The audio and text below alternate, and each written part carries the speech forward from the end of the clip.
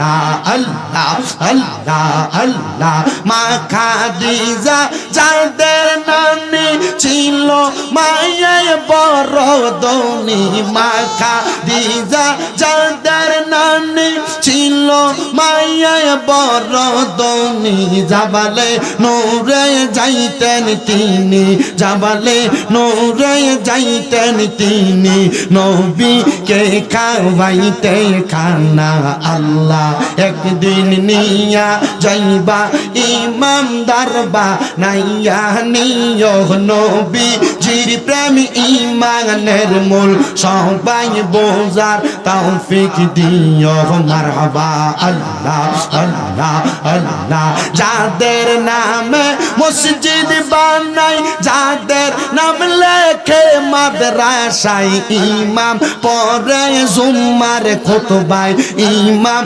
পড়ে জুম্মার খুতবায় মুনাফিকরা দেখে না মারহাবা আল্লাহ আল্লাহ আল্লাহ আল্লাহ আল্লাহ আল্লাহ আল্লাহ আল্লাহ লা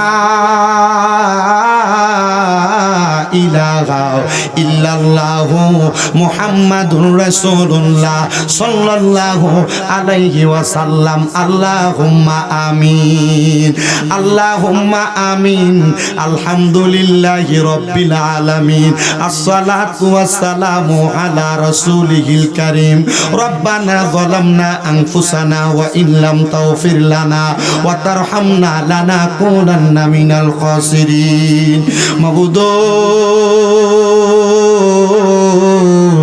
মাবুদো ও দয়াল আল্লাহ আপনি কি আসমানে না জমিনে রে আল্লাহ না পাহাড়ে না দরিয়ায় এ গত জীবনে আপনার কত তালাশ করলাম সন্ধান পাইলাম না আল্লাহ বহু সন্ধানের পরে এই বিবাড়িয়া জেলার অন্তর্গত কসবা থানাধীন তালতলা পূর্বপাড়া জামে মসজিদ সংলগ্ন ময়দানে তালতলা পূর্বপাড়া আশেকানে মদিনা যুব সমাজের উদ্যোগে 13তম বাৎসরিক সুন্নি মহা সম্মেলন সাজায়া আজকের এই অধিবেশনের মধ্যে আমার সঙ্গে ওলামায়ে কেরাম হুফাজে কোরআন দাড়ি পাকা মুরব্বী বাবারা যুবক নওজোয়ান ভাইয়েরা ছোট্ট ছোট্ট মাসুম বাচ্চারা আল্লাহ জীবনের গুনাহ মাফ করানোর আশায় তোমার শাকিন শাকি পাক দরবারে গুনাহগার কাঙ্গালের বেশে দুইটা হাত বাড়াইছে গো আল্লাহ যার হাতটা তোমার দরবারে মায়া লাগে পছন্দ হয় ওই হাতের উসিলায় আমরা প্রত্যেকের জীবনের গুনাহ মাফ কইরা আমরারে বেগুনাহ মাসুম বান্দা বানায়া দাও মাবুদ ও দয়াল আল্লাহ জানি না গো আজকের মুনাজাত কার জন্য জানি জীবনের শেষ মুনাজাত কইরা হাত বাড়াইছি এরে আমার এই তালতলা এবং আশেপাশে এলাকার মা বোনেরা গো কি গো মা মাইকের আওয়াজ তোমাদের কানে যায়নি গো মা মুনাজাত হইতেছে গো মা হয়তো গো মা আজকের মুনাজাত কারোর জন্য জীবনের শেষ মুনাজাত হইয়া গেছে মারা গো আর কতকাল দুনিয়ার রং তামাশা আড্ডাবাজির মধ্যে সময় কাটাইবা টিভি সিরিয়ালের পর্দায় সময় কাটাইবা মারা গো আমি তোমরা সন্তানের মতো স্বামীরা জাগো মা আল্লাহর দরবারে এই মুহূর্তে ওযু বানাইয়া তোমার ঘরের একটা কর্নারের মধ্যে নামাজের মুসল্লাটা বিছাইয়া আমিন আমিন কইরা দুইটা হাত বাড়াইয়া দেও গো মা আমরার বিশ্বাস আছে গো আমার আল্লাহ একটা হাতও খালি ফিরাইয়া দিবে না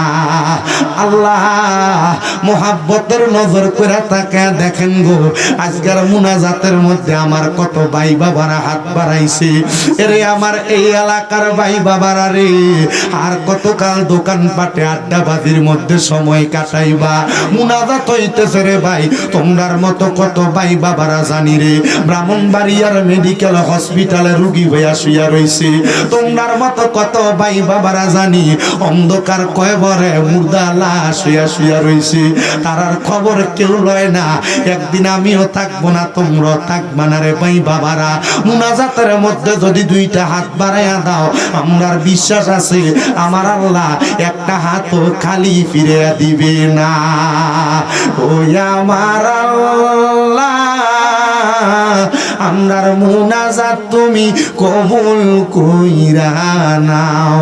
তুমি তো অন্তর জামিরে আল্লাহ, ওই আমরা হইলাম ফানা, আমরা সুখে কিনা দুঃখে ডাকি গো।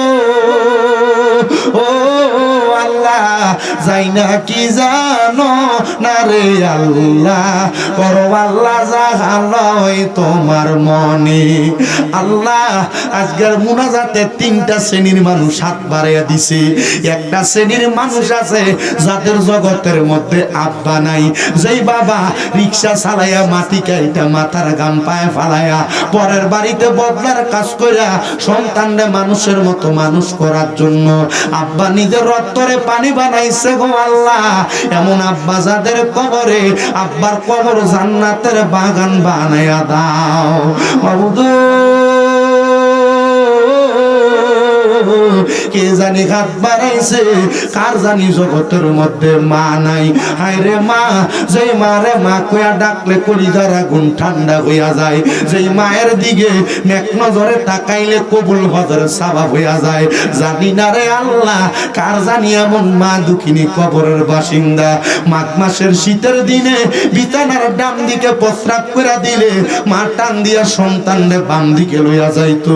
বাম দিকে প্রস্রাব করলে মা জননী সন্তানটারে শুকনা জায়গায় ঘুমায়া মা বিজা জায়গায় ঘুমাইতো। আল্লাহ এমন মাজার কবর দেশে রাইখো তোমার মায়ার নজরে, সেই মায়ের কবরেতে আযাব তুমি দিও না। দুঃখের দরদি আমার জনম দুঃখী মা। আল্লাহ তাকে দেখো, কে জানি হাত বাড়াইছে, মাও নাই বাবাও নাই, জনমের মতো এতিম গো আল্লাহ। যাদের মা বাবা কবরে, আম্মা আব্বার কবর নাজাতের ফয়সালা করে দাও। যাদের মা বাবা বেঁচে আছে, হায়াতে তৈয়বা নসিব করে দাও। ও আল্লাহ ফরিয়াদ তোমার দরবারে, দাদা দাদি নানা নানি আত্মীয় স্বজনের বংশধর যারা কবরে, প্রত্যেকের কবর জান্নাতের বাগান বানিয়ে দাও। আল্লাহ যারা বেঁচে আছে গো, হায়াতে তৈয়বা নসিব করে দাও। অনেকে অসুস্থ আছে, পরিপূর্ণ সুস্থতার নিয়ামত দান করো। এই তালতলা পূর্বপাড়া সেখানে মদিনা যুব সমাজের 13তম সুন্নি সম্মেলনে যারা টাকা দিয়া, পয়সা দিয়া, শ্রম দিয়া, বুদ্ধি দিয়া, পরামর্শ দিয়া, মাইক দিয়া, লাইট দিয়া, প্যান্ডেল দিয়া, মিডিয়ার ভাই সহ সম্মানিত শ্রোতা মণ্ডলী, পুরুষ ভাইয়েরা, পর্দার আড়ালের মা বোনেরা, আল্লাহ প্রত্যেকের দোয়া তোমার দরবারে কবুল মঞ্জুর করে নাও। আল্লাহ বিশেষ করে আমার অনেক প্রবাসী ভাইয়েরা বিদেশ থেকে দোয়া চায়, আল্লাহ প্রবাসীদের খাস দোয়াগুলা কবুল মঞ্জুর করো, মনের নেক নেক আশাগুলা পূরণ করো। প্রত্যেকটা যুবককে তুমি হোসাইনি যুবক হিসেবে কবুল মঞ্জুর করে নাও। আল্লাহ মরণ দিবা দুঃখ নাই, তবে বেঈমান বানিয়ে মরণ দিও না। মরণের আগে বারবার মক্কা মদিনা তাওয়াফ জিয়ারত নসিব করায়া আখিরি জবানে মধুর কালেমা পড়ায়া দিয়েন লা ইলাহা ইল্লাল্লাহু মুহাম্মাদুর রাসূলুল্লাহ সাল্লাল্লাহু আলাইহি ওয়াসাল্লাম। একটা জবানও কেউ বন্ধ রাখবেন না, জবানটা ছেড়ে দিয়া মুহাব্বতের আওয়াজে পড়েন আলহামদুলিল্লাহ। আপনারা বলেন মুনাজাত করে দোয়া চাইলাম একজনের কাছে, তিনি কি? আব্বাজিরা, আপনারা যারা এখানে আসছেন, আমার বয়ান শ্রবণ করবেন, তার আগে আমি আপনাদের সাথে কিছু কথা বলে নেওয়া আমার জন্য উত্তম। যেহেতু এত সুন্দর এত বড় একটা মাহফিল, এই মাহফিলে আমি আপনাদের কাছে যে সাবজেক্টটার উপরে কথা বলবে, সাবজেক্টটা বড় মূল্যবান। ওলামায়ে কেরাম যারা আছে তারা আমার কোরআনুল কারীমের আয়াতের তেলাওয়াতের নমুনা বুঝেই তারা বুঝতে পারছে যে কোন বিষয়ের উপর বয়ান হবে। আপনারা যারা এখানে বসছেন, আপনারা বলেন এই তালতলা পূর্বপাড়া আশিকানে মদিনা যুব সংগঠনের ভাইয়েরা যে এত সুন্দর জান্নাতের বাগান মাহফিল সাজাইছে, আমরা সবাই খুশি নাকি বেজার? আওয়াজের নমুনা একবারে কম, বলেন না খুশি নাকি বেজার? খুশি থাকলে একটাবার মোহাব্বতের আওয়াজে পড়েন আলহামদুলিল্লাহ। জবানটা আর আওয়াজটা কম হয়েছে, আর জোরে পড়েন আলহামদুলিল্লাহ। আব্বাজি আমরা জানি নামাজ কয় ওয়াক্ত, সবাই বলে নাই নামাজ কয় ওয়াক্ত। আপনাদের অনেকে একবারে ছায়া থায় হাক কইরা জবাব দেয় না। আমি একটা ওয়াকিয়া শোনাইলে আপনারা বুঝবেন। এক ভিক্ষুক স্বভাব হইল ভিক্ষুকের কি করা? বলেন না ভিক্ষুকের স্বভাব কি? ভিক্ষা করা। তো এই ভিক্ষা করতে গেছে যে বাঙ্গায় টিনের ঘর দেখে ভিক্ষা করছে, আল্লাহর রাস্তায় একটু ভিক্ষা দেন। ভিক্ষুকরে মানুষ ভিক্ষা দিছে 5 টাকা, এ দোয়া করছে আল্লাহ আপনার লাখ লাখ টাকার মালিক বানাক। বেটা খুব খুশি হয়েছে, আমার ভাঙ্গা একটা ঘর আমার লাখ টাকার মালিক বানাইলে আমার ভাঙ্গা ঘরটা সুন্দর করা যাবে। তো পাশে 10 তলা বিল্ডিং, এখানে যে ভিক্ষা করছে আল্লাহর রাস্তায় আমার ভিক্ষা দেন। 10 তলা বিল্ডিং এর মালিক তারে 10 টাকা 5 টাকায় ভিক্ষা দিছে, দোয়া করছে আল্লাহ আপনারও লাখ টাকার মালিক বানাক। 10 তলার মালিক ধমক দিয়া কয়, এই ভিক্ষুক তুই তো আমার লেগে দোয়া করলে আমার বিল্ডিংটা দেখছস? কয় তালা? কয় 10 তলা। 10 তলা বিল্ডিং, যেহেতু 10 তলা বিল্ডিং কি লাখ টাকার মালিকে বানায় না কোটি টাকার? কয় কোটি টাকার। কয় তুই যে আমার লেগে লাখ টাকার দোয়া করলি, এ দোয়া তো প্রমোশন হইব না, এটা ডিমোশন হইব, দোয়াটা একটু ভালো করে কর। না, যেমন টাকা এমন দোয়া। আপনারা যারা এখানে বসছেন আপনাদের কাছে আমার উদারত আহ্বান, আপনারা যেমন আওয়াজ দিবেন আমার ওয়াজ এমন হবে। কারণ আমি আমার ওয়াজের মাঝখানে বাড়তি কোনো কথাই যাই না, ডাইরেক্ট আলোচনা করি। তবে শর্ত হলো আমি আগেই জিকির আজকার মিলাদ শরীফ সব শেষ করছি, যেন আপনারা মনোযোগ দিয়ে একটানা ওয়াজ শুনতে পারেন। আপনারা বলেন এই জবানের মালিক কে? এবার আওয়াজ কম, আরো জোরে কোন কে? আল্লাহ তাআলারে খুশি করার জন্য আমরা নামাজ পড়ি কয় ওয়াক্ত? 5 ওয়াক্ত। মারহাবা বলেন কয় ওয়াক্ত?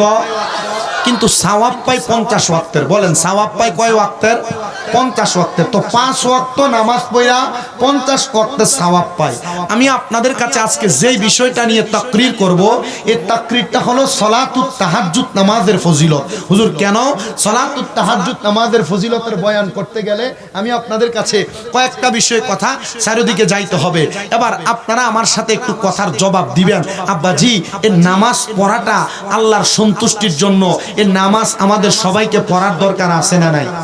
বলে হুজুর নামাজ পড়া সবার দরকার।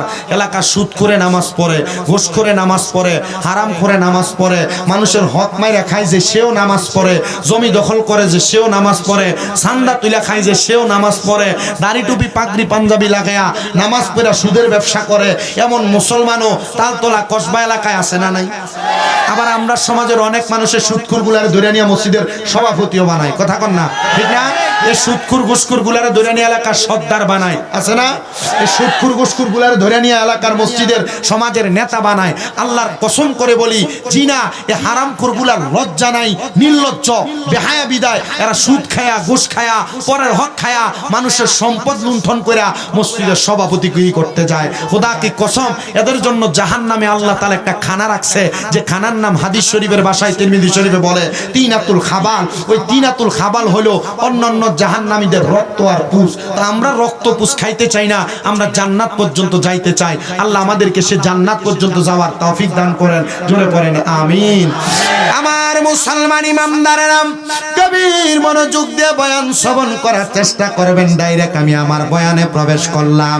আমি আপনাদের কাছে আল্লাহ তাআলার কালামে হাকিম কোরআন শরীফ থেকে একটা আয়াতে কারিমা সর্বপ্রথম তেলাওয়াত করেছি, যেখানে আমার আল্লাহ তাআলা বলেন ওয়া মিনাল লাইলি ফাতাহাজ্জাত বিহি নাফিলাতাল লাকা আসা আইয়াবাসাকা রাব্বুকা মাকামাম মাহমুদা।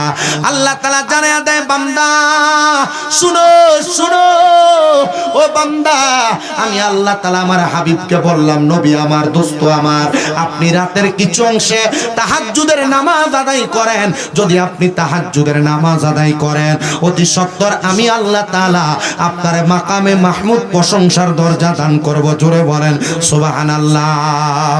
এই হাদিসের ব্যাখ্যা করতে গিয়ে হযরত আব্দুল্লাহ ইবনে আব্বাস রাদিয়াল্লাহু তাআলা আনহু বলে জগতের মানুষ শুনো শুনো, আল্লাহর হাবিব শুধু এই কথা বলে নাই, দুনিয়ার জমিনের মধ্যে রাহমাতুল লিল আলামিন নবীর কোন উম্মত যদি তাহাজ্জুদের নামাজটা প্রতিনিয়ত আদায় করে, ওই উম্মত যে আশা নিয়ে তাহাজ্জুদের নামাজের মধ্যে দাঁড়াবে, কোন সমস্যা নিয়ে তাহাজ্জুদের নামাজে দাঁড়াবে, কোন বিপদে পড়া তাহাজ্জুদের নামাজে দাঁড়াবে, মনের কোন আকাঙ্ক্ষা পূরণ করার জন্য তাহাজ্জুদের নামাজে দাঁড়াবে, আমার আল্লাহ তাআলা ওই বান্দার মনের আশাটা পূরণ করে বান্দারে তাহাজ্জুদ নামাজের মাধ্যমে বান্দার প্রত্যেকটা আশা আকাঙ্ক্ষা পূরণ করে দিবে। জুড়ে বলেন সুবহানাল্লাহ।